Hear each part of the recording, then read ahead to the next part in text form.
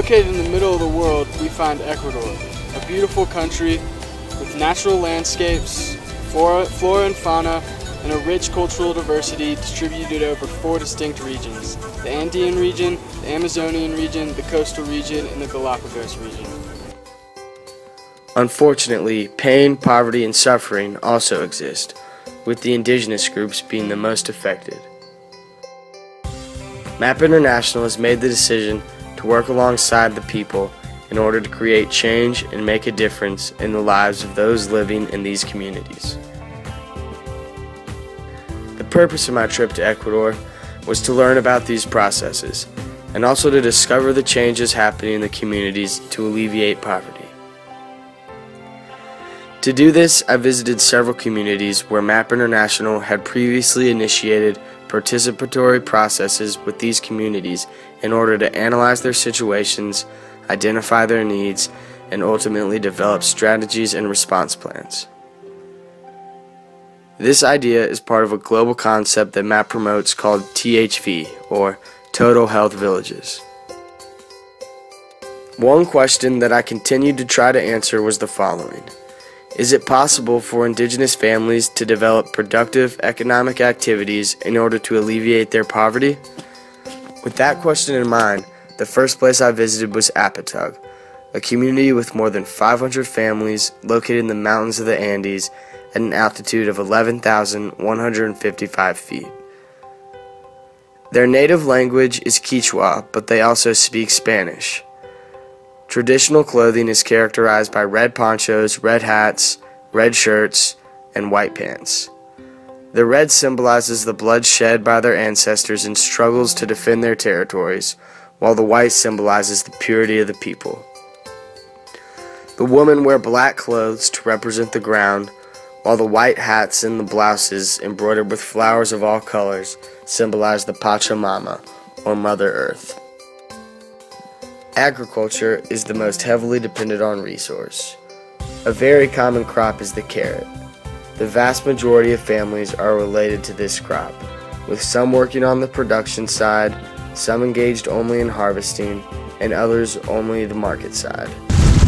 So what we have here is the old system that was used for cleaning vegetables and carrots. And as you can see, the water flows from the mountain, comes down here, and the woman would put the vegetables into the water as it was running and stomp on it in order to clean the vegetables and the carrots.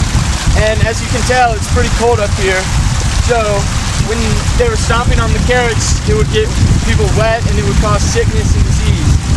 And so now, with the carrot washing machine, not only is it more productive and more cost efficient and more effective, but it also prevents disease and helps contribute to an overall higher quality of life.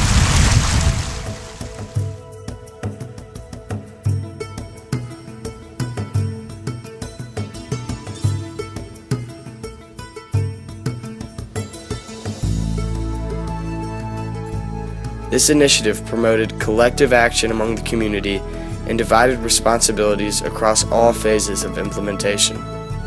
Today, the revenue being generated thanks to this new, more efficient system of washing is being used to benefit the community and those living in it. But beyond just these economic effects, there have been significant changes in the role of women in the community. The new system has changed the way people think about families, and no one wants to revert back to the previous system of washing, especially the women. Bueno es porque más antes lavábamos pisando y mojábamos, ahora ya no mojamos, lavamos en la lavadora y solo recogemos en el sol. Mejor sentimos más contentos nosotros acá. Ya no mojamos, ya no pisoteamos, ahora estamos tranquilos, así lavados. Challenges for the future include developing other forms of carrot to sell, expanding their business, and looking for a bigger location. Although the change has not come without challenges, the project has gradually strengthened the community as a whole.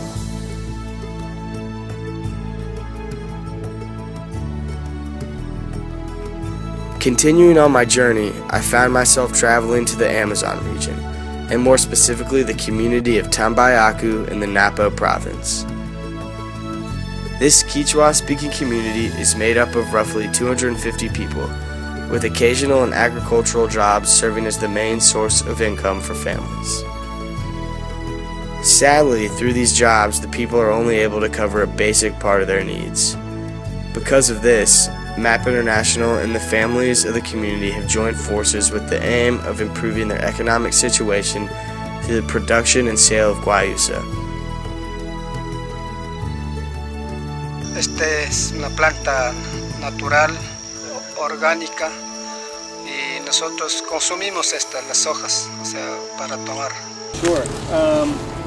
Ilex guayusa is a member of the holly family, and it's a close relative of yerba mate, which is grown in Argentina and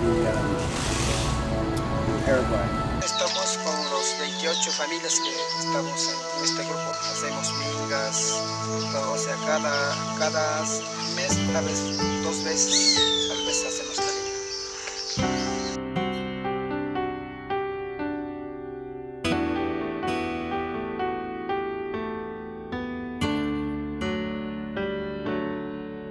After seeing the beautiful landscapes of the Amazon, I continued on my journey, this time headed to the coastal region, and more specifically the city of Santo Domingo and the community of the Sachilas. I had the opportunity to meet Jaime and his son Fabian, 2 local Sachilas who guided me in learning about the Safe Water initiative MAP had implemented in these communities. Through the implementation of water filters, the families were granted access to clean water. This is incredibly important because the only other accessible water is from rivers and wells, which are becoming increasingly contaminated. Me interesas por la niña que tenía, la niñita pequeñita, tenía dolor de estómago.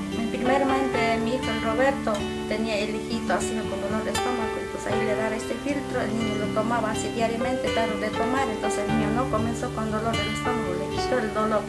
Pero con eso mi hija bien hasta ahorita, ella no tenía ningún dolor de estómago, algo así como una diarrea, nada. Pero estoy contento con esto, yo más.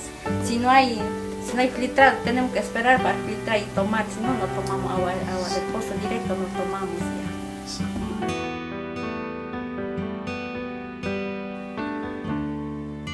After traveling to these regions, eating their food, and visiting with families, I finally had the answer to the question I started out with. Is it possible for indigenous families to develop their own productive economic activities to alleviate poverty? The answer is yes, it is possible. The local communities have the will and the ability, they only need the opportunity. And we are the ones that can help generate those opportunities.